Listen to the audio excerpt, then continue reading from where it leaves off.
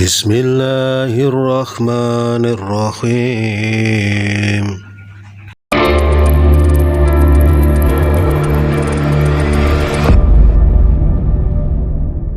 Assalamualaikum warahmatullahi wabarakatuh, Ustaz. Waalaikumsalam warahmatullahi wabarakatuh. Alhamdulillah kita berjumpa lagi, Ustaz.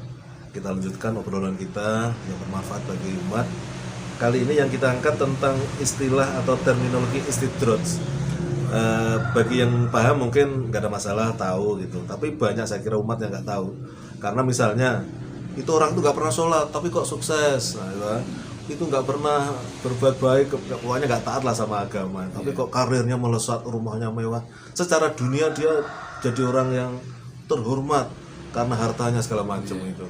Nah, kira-kira Ustadz akan jauh lebih mendalam bisa menjelaskan. Ya, istidraj ini bahasa Arab ya, bahasa Al-Quran. Memang disebutkan dalam Al-Quran, tsumma nastadrijuhu. Nastadrij itu dari istadraja, yastadriju, istidraj.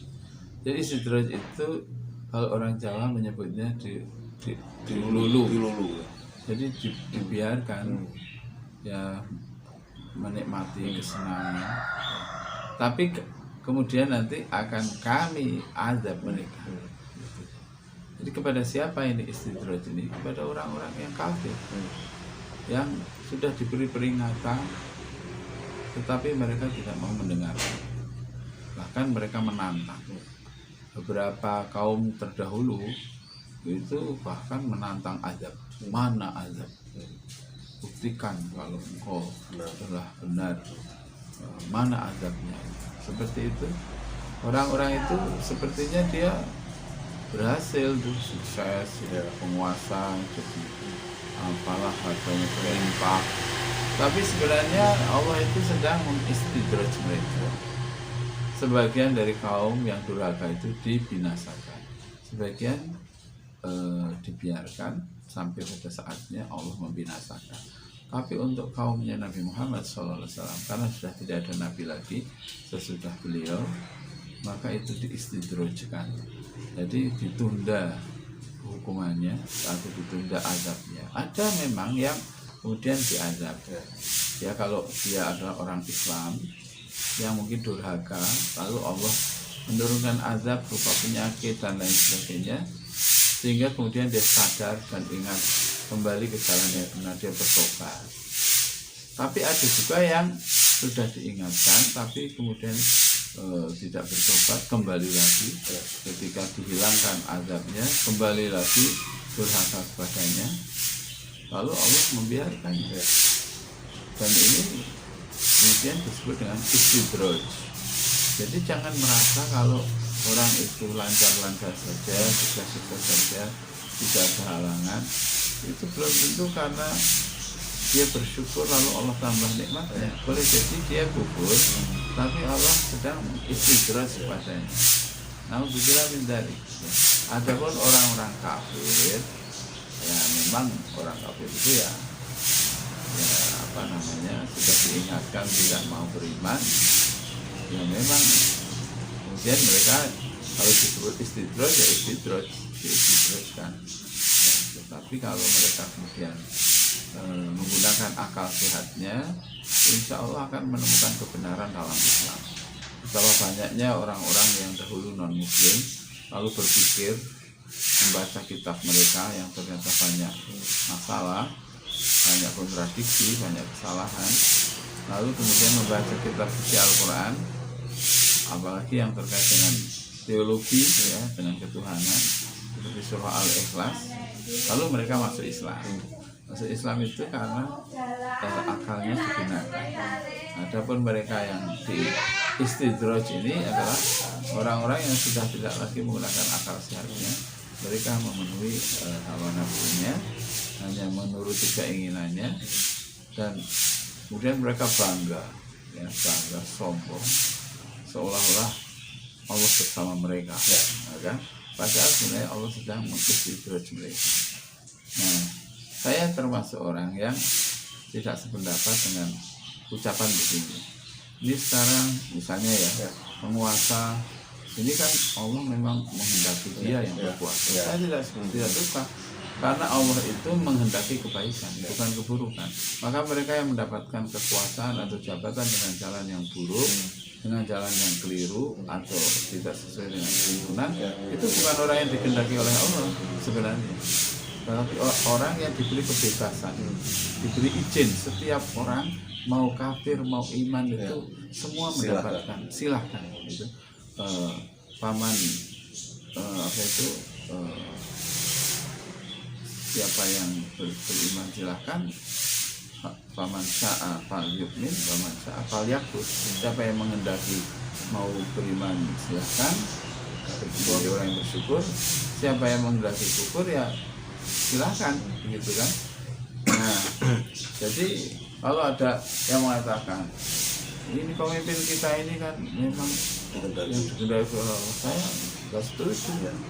Masa Allah menghendaki kekufuran? Mana ayatnya menyebutkan aku berkehendak, aku ingin kalian melakukan penipuan, melakukan kekufuran, melakukan kecurangan. Malah justru sebaliknya, wailul lil mutaffifin, celakalah orang-orang yang curang. Itu artinya kalau Allah itu tidak menghendaki manusia berbuat curang. Nah, sehingga turun ayat wailul lil mutaffifin, celakalah orang-orang yang curang. Bagaimanapun kebatilan pasti akan hancur. Kalau kemudian sekarang belum hancur, boleh jadi karena istidraj. Tapi suatu saat yang namanya al-haq, mau bagaimanapun al-haq itu tidak bisa dikalahkan oleh al-batil. Adapun al-batil pada saatnya pasti akan tumbang dengan sendirinya. Begitu mengenai apa istidraj. Jadi kesimpulannya istidraj itu adalah seseorang yang dibiarkan dengan kekufurannya, meskipun sudah diingatkan tapi belum mau kembali ke jalan yang benar, lalu akhirnya Allah membiarkan mereka dalam kekufuran, dalam kesenangan, tapi itu hanya sementara. Itulah namanya istidraj, dan istidraj itu akan ditutup dengan pemberian azab. Jadi orang-orang yang istidraj itu jangan merasa tenang, jangan merasa santai, jangan merasa aman. Sehingga banyak ayat Al-Quran yang menyebutkan, apakah kamu merasa aman? A'amintum man fis samai ay yakhsifa bikumul arda, ya, atau a'amintum man fis samai ayursila alaikum hasiba. Jadi jangan merasa tenang lah gitu. Sekarang mungkin tenang-tenang, tapi belum tentu tahun depan masih tenang. Gitu. Kalau sudah saatnya harus melepaskan kekuasaan, belum tentu kemudian bisa aman. Gitu. Oleh karena itu orang yang beriman itu tenang-tenang saja. Yang penting mereka itu taat kepada Allah, tidak melanggarnya.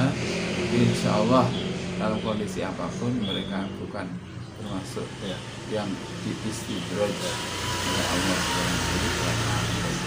Baik Ustaz, sebagai penutup, boleh nggak kita ini masing-masing secara pribadi supaya bisa memonitor atau bermuhasabah terhadap diri sendiri? Khawatirnya kita sedang dapat istidraj. Nah, bisa nggak itu dilihat?